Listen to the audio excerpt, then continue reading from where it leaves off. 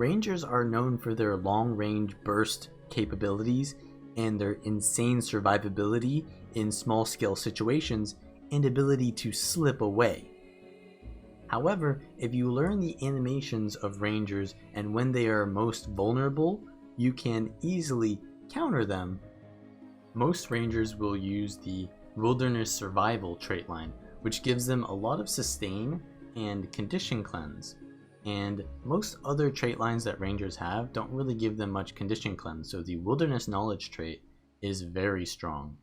And what it will do is give them more dodges, and it will give them protection on dodge, which is a very high application, and protection is already a very strong boon, but it will also heal them. So just from these minor traits, this is a very good trait line.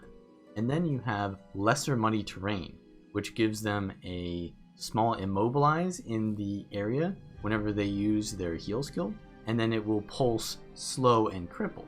So basically, when a ranger uses their heal skill, you don't want to stand next to them for the next couple seconds.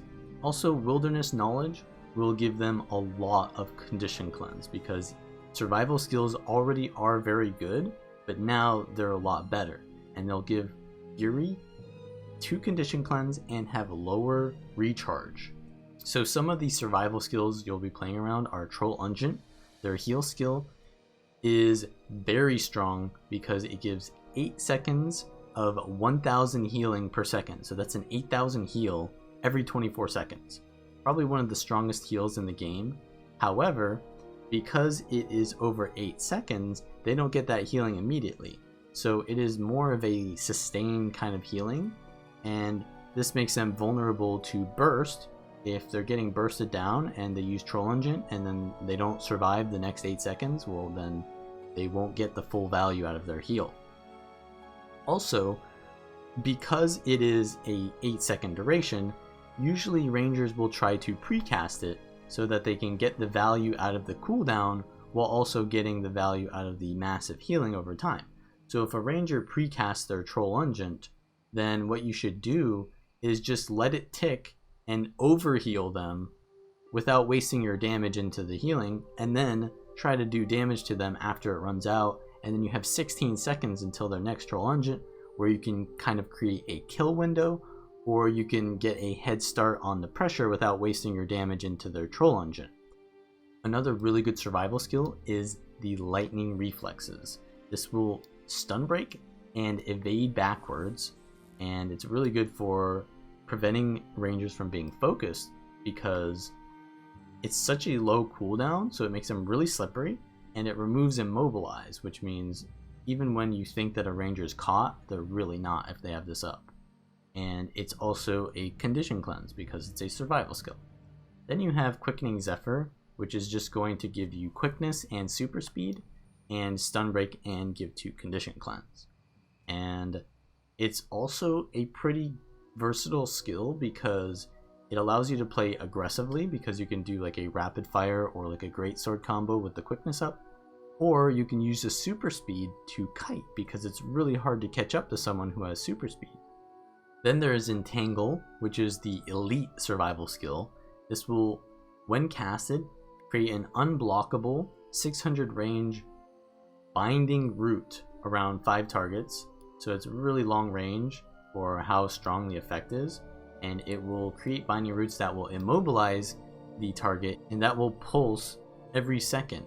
So basically, if you try to cleanse the immobilize, you won't be able to get out because it'll just keep pulsing. So you need to cleanse it and then immediately dodge out, or what you can do is you can destroy the entangling roots and then it won't pulse the immobilize on you anymore. However, while you are immobilized dealing with that, you are very vulnerable because you can't dodge. Also, the Beast Mastery trait line will give Shout synergy with the Resounding Timber trait, which will give regen and swiftness to nearby allies, which is really strong because it gives you basically permanent swiftness and a lot of regen, which in combination with the Rugged Growth trait means that you have like 2 sets of regen and gives Rangers a lot of sustain.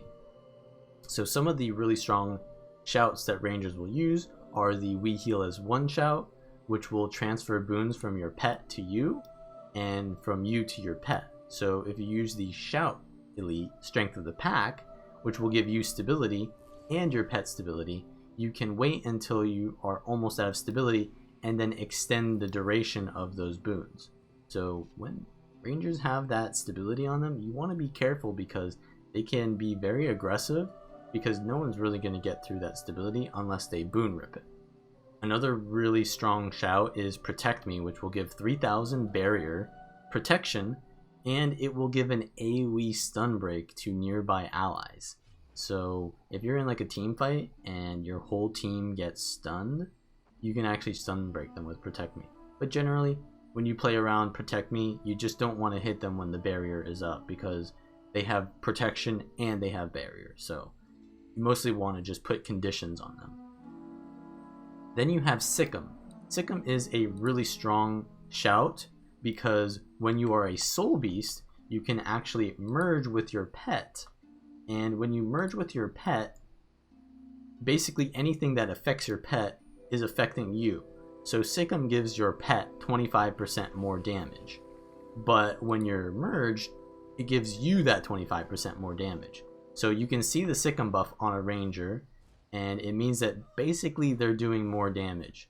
And a ranger will usually only use Sikkim when they're looking to kill someone. So when you see this animation of the Sikkim going off on their bar, or it will reveal you, so you can also kind of tell if a ranger is Sikkim if you are the target and they reveal you, which can be seen by the reveal debuff. And you just want to be very careful when that happens, because they're looking to basically kill someone when they do that. So you got to play very safe during the Sikkim duration, and you can kind of tell if you're being revealed out of nowhere that it's coming. Another trait line that you can play around as a ranger is marksmanship, because you can see that they have opening strike on their bar or clarion bond, which will mean that they're marksmanship. One of the traits that they'll usually take is remorseless, which will make their opening strike deal 25% more damage and have a 100% chance to crit. And then they'll gain opening strike every time they gain fury. So combined with wilderness survival, which gives them a lot of fury from wilderness knowledge and survival skills, they can gain this very reliably. Then there is the trap ranger, which will usually run the skirmishing trait line. You can play around traps very easily by just seeing where they place down the trap. So if I see this animation of a trap being placed down, you have to remember the location, because you won't see the white circle, only they will. And what you can do is, when you want to trigger the traps finally, you'll dodge into them and test which one it is. The initial damage can be very dangerous depending on which trap it is. So the spike trap will actually instantly come up and CC you with a knockup.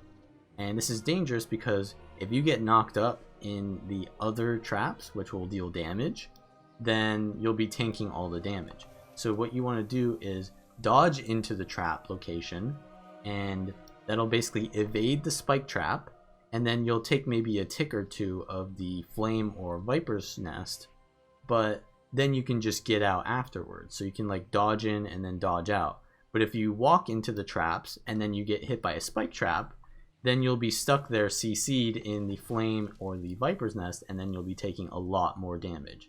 So yeah, dodge into the traps if you remember their location, and if they're not all in the same place, then you still want to dodge and test to see which trap is where.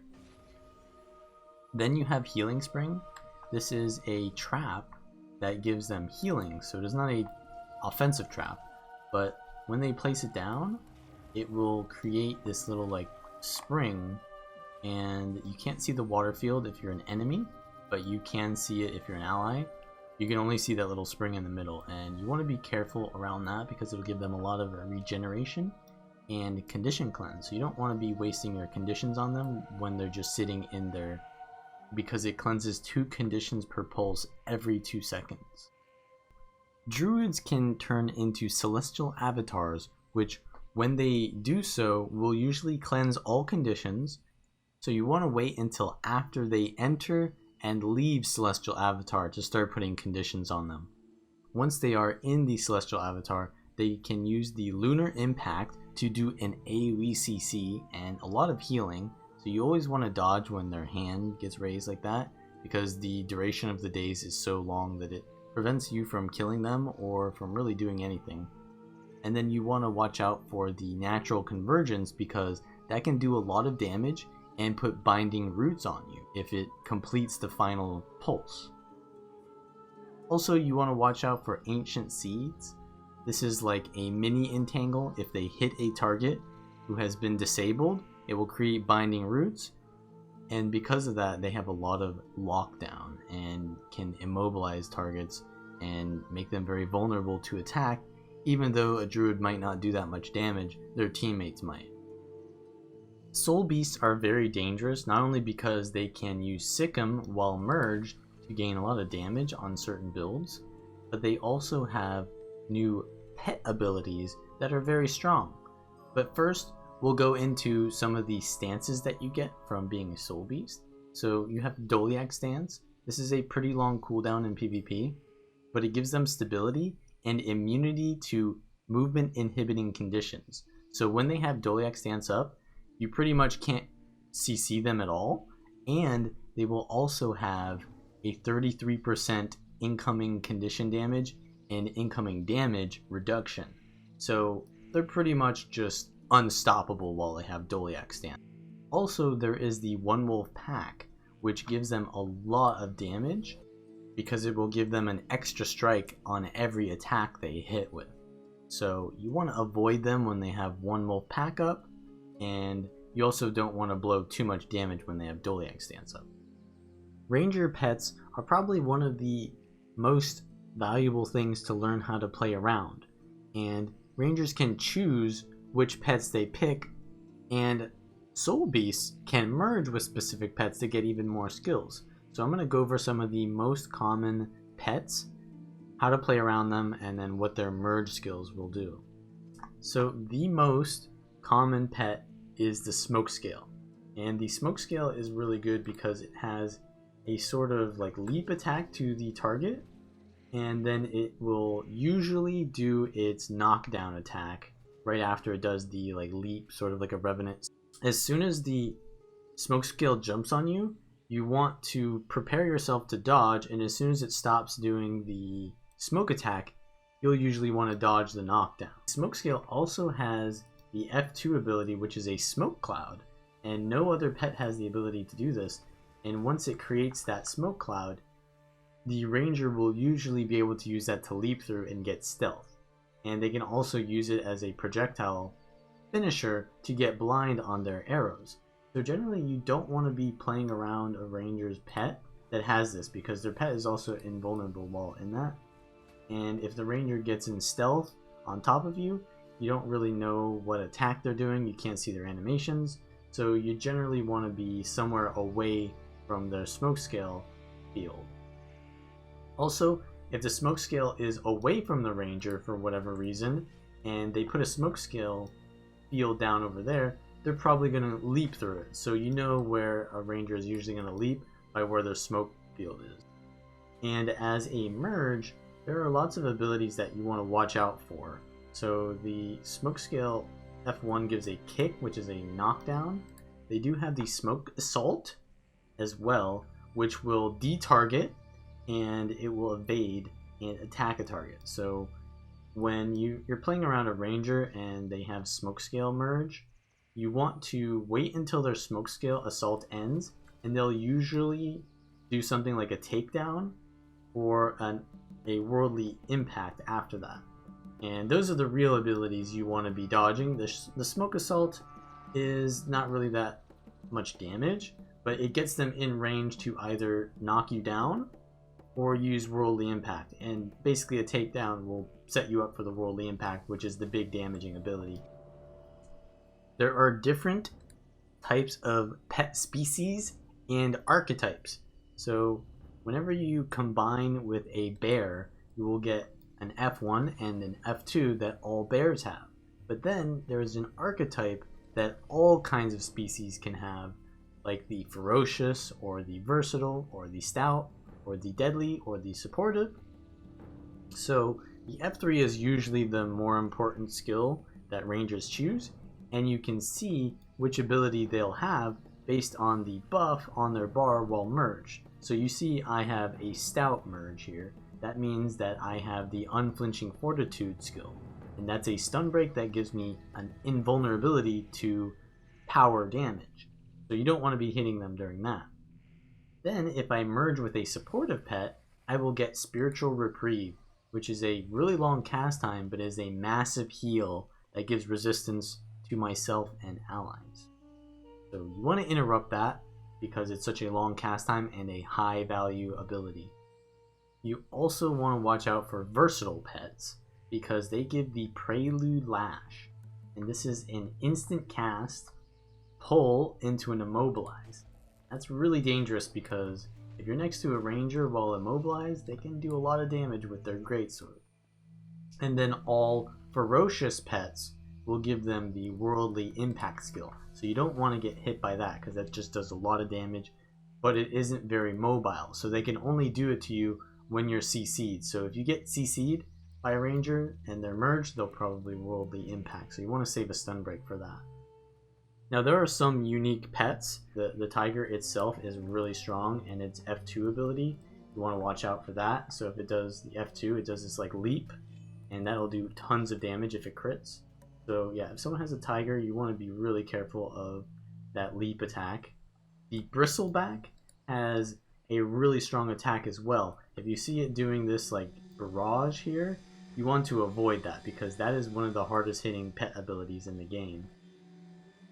The pig is pretty interesting because it can forage for an ability, and if you see that a ranger is using a pig, they're often going to pick up a item, and that item can either give them stealth or boons, and anyone can pick up that item.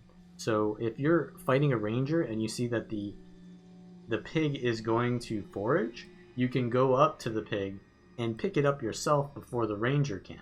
Or you can CC the ranger because they can't pick up items while they are CC'd. Birds can be very deadly and quick, but they're very fragile as well. So you want to avoid them as much as possible, but if you can't, you can actually turn on the birds and kill them. The jacaranda is a very deadly pet because it can immobilize a target, and then it will leave an AoE which will pulse. So if you get immobilized in that pulsing AoE, as you can see here, that did like 8,000 damage. You gotta be careful of that. And then there is the iboga, which can actually pull and do lots of conditions. So you do want to watch out for the iboga. It's one of the most deadly pets, but it's also one of the squishiest pets. So it's one of those that you can kill. So when I say you can kill a pet, I basically mean that they can swap pets after you kill them, but after you kill a pet, the weapon swap on that pet will be much longer. This isn't very useful for soul beasts because if you kill a soul beast pet, they can just merge and it becomes basically alive as soon as they unmerge. So killing a soul beast pet doesn't really do anything. However, killing a core or a druid's pet is very useful because that increased cooldown on the pet swap will affect them much more. And usually core rangers have a lot of pet swapping synergies. So if you're fighting a core ranger and you feel like they're too tanky, you can actually kill them by killing their pets first. And then if you kill 2 pets in a row, because then both of their pets have the long cooldown, then they'll be stuck without a pet for a really long time. And then you can basically kill them while they have nothing left. Generally, pet AI is pretty good at attacking enemies who are just standing on flat ground. So usually kiting on terrain is best against ranger pets because they can't really get to you because pets they can't jump. So the only way that a pet can get up terrain is if the ranger itself goes up the terrain, and then they have to pet swap to get the pet up there with them. Pet AI can also be abused, so if you know that a pet will path to you through like the long way by you just going over like some terrain, well then you can basically get the pet to not attack you for a long time. The main weapon skills you want to play around are on Druid. The staff gives them a lot of sustain and mobility, so it's going to be hard to kill them if they're using staff. And you're going to need to watch out for the Sublime Conversion, which creates this like water wall, and if you shoot a projectile through that wall, it will turn into a healing projectile. So you're actually hurting yourself by healing them, so you don't want to use projectiles when that's up. Then they also have the Ancestral Grace, and that is a very long range mobility skill, but you can actually interrupt them while they're in that. So if you have any CCs, you want to definitely use that when you see this come out. Then you have the Greatsword. This is one of the most dangerous weapons to play around. They have Maul, which can have a very low cooldown, and it will do a lot of damage. So you want to avoid that at all costs, even though it is very spammable for rangers. So you want to avoid this animation of like a bear, and they can also hilt bash you, which will give them their Maul recharge. So often what a lot of rangers will do is they'll Maul, hilt bash, and then Maul again. So you need to have a series of evades or blocks when the ranger goes into their greatsword, or you're not going to be able to avoid that series of combo. And then hilt bash, you don't want to let them hit you from behind because that will actually stun you and ensure that they can use their Maul. They also have the swoop ability, which will give them a very long range leap, and they will evade on the last portion of that leap. So you can interrupt them at the very beginning, but not during the ending, because that's an evade. Then they have counterattack. This is a very long duration block, and if anything hits them during the block, then they can now use the counterattack, which will give them an evade and a knockback. So if you want to kill a ranger faster, you will actually not hit them while they're blocking, but if you do have an unblockable CC, then you can interrupt their block. But just know that if you also hit them and interrupt their block, then they can still use the knockback, which is an evade. Then you'll also want to watch out for the Axe 3, which is Winter's Bite, and this will do a lot of damage and give a lot of debilitating conditions like chill and weakness. It can be kind of hard to see if they're using Frostfang because then it'll have the same effect as their normal, but yeah, you can still turn on standard models and that'll allow you to see the Winter's Bite more clearly. The axe is also a very dangerous weapon in the offhand. They can pull enemies in, and then Whirling Defense does insane damage, gives them reflect on projectiles, and gives them retail. So you just want to get away from them when they're doing this. They also have the Warhorn, which can actually do a lot of damage in single target situations, and they put their Warhorn up to their mouth like this. You want to dodge immediately because you can still dodge the Hunter's Call, and if they do land on you, then it just puts a swarm of birds on you, which you'll have to dodge those, and they start hitting you over like the next 3 seconds. So if you dodge the initial part of Hunter's Call, then you don't need to dodge any of the rest of it because none of the birds will come down. You also want to watch out for Call of the Wild, because if they are a soul beast, they can merge and they will actually give the unblockable to themselves. If they're a shortbow ranger, all you really need to know is that most of their attacks will deal more damage when they're hitting from behind, or have a stronger effect when hitting from behind. So you really want to just avoid showing your back to them. Even if you're running away, it's sometimes better to just backpedal away, or it's just better to fight them. You never really want to run from a shortbow ranger. And then of course there is the longbow, which is one of the weapons that you need to play around the most because it has such a long range on its damage. The auto attacks hit pretty hard, and the rapid fire is an insane burst. You can see it by the volume of arrows and how fast they're being shot at you, and that you're getting vulnerability on you. So you want to avoid the rapid fire. But what is probably better when playing against longbow rangers is just getting up in their face, because if you interrupt them when they're using rapid fire, then you don't need to dodge the rapid fire. And if you're trying to dodge a rapid fire, you're usually going to need to dodge more than once. So it's better to be more aggressive on longbow rangers. And of course, it's going to be hard to be aggressive on them if they're at 1500 range and their team is peeling for them. So you need to use terrain in those cases to bait the ranger to get closer to you, because if I can't hit them with my longbow, then I need to get in range, and then that means I'm closer, and then you can, from that point, once they try to reposition and get closer to you, then you can make the counter attack on them, and that can allow you to get closer to them and to maybe make them sacrifice their positioning. You also want to watch out for hunter shot. So this is not really something you can see too easily. It's a very fast animation, and it's like a kind of like black smoky arrow, and this will give them stealth if it lands. So if you know that you're going to pressure a ranger, they're usually going to want to use hunter shot as soon as you get in melee range or point blank shot.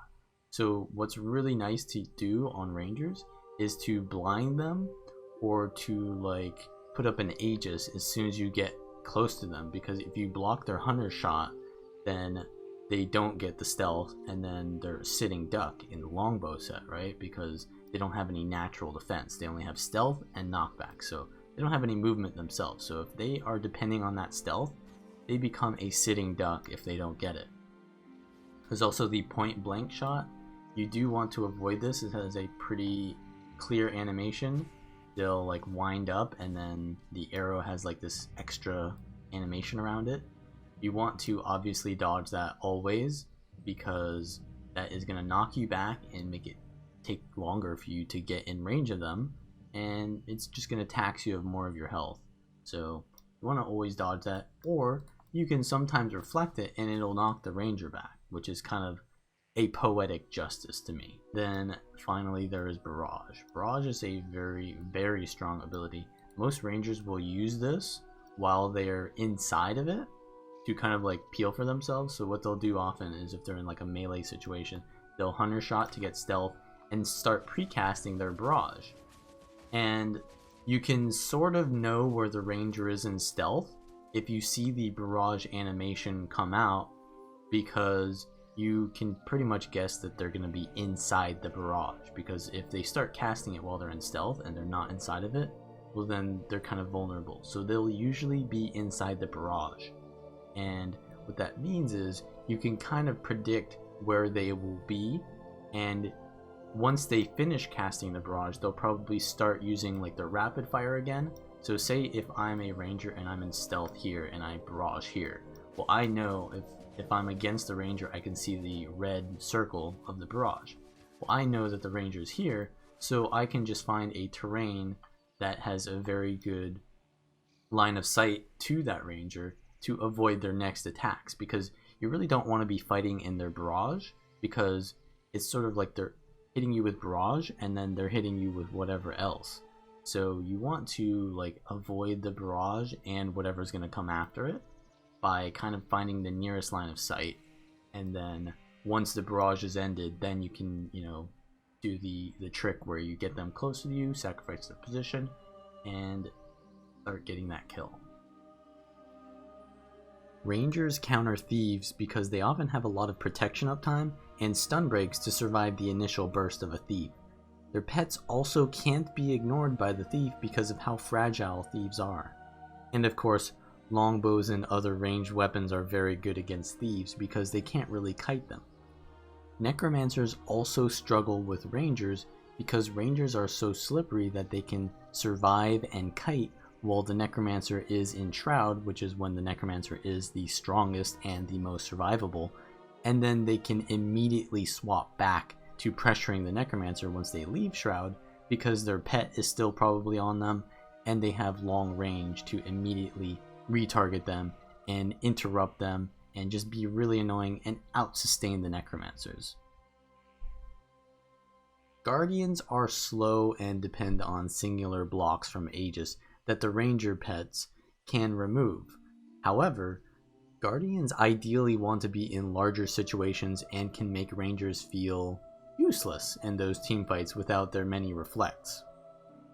Revenants are dangerous with the amount of sustained pressure they can put out, even after Rangers have used their cooldowns, but Rangers can CC, kite, and use range to disrupt the flow of a Revenant's skill rotations.